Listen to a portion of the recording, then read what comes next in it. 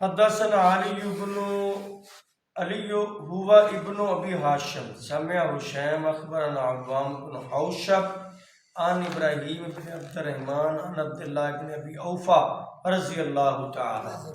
عبداللہ بن ابی اوفا صحابی رسول کہتے ہیں رضی اللہ تعالی عنہما ان رجلا اقام سلعتا فی السوق، ایک بندہ منڈی میں بازار میں سودا فروخت کرنے کے لیے کھڑا تھا، اور فحلف فیہا، اس نے کہا مجھے اللہ کی قسم لقد اعطى بها، مجھے اس سودے کا اتنے پیسے مل رہے تھے، ما لم یعطہ، حالانکہ اتنے پیسے اسے مل نہیں رہے تھے، لیوقع فیہا رجلا من المسلمین، تاکہ کسی مسلمان بندے کو وہ دھوکے میں ڈال کے سودا فروخت کر دے.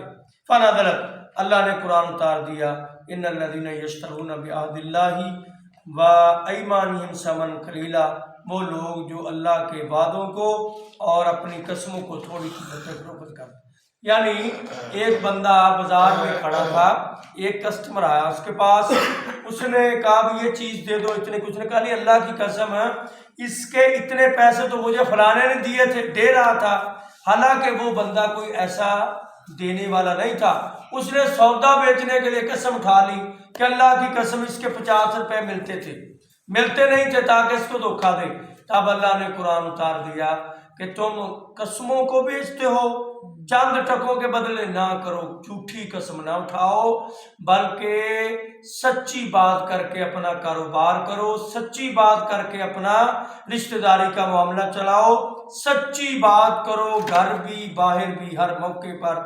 اللہ تعالی ہمیں سمجھنے کی توفیق.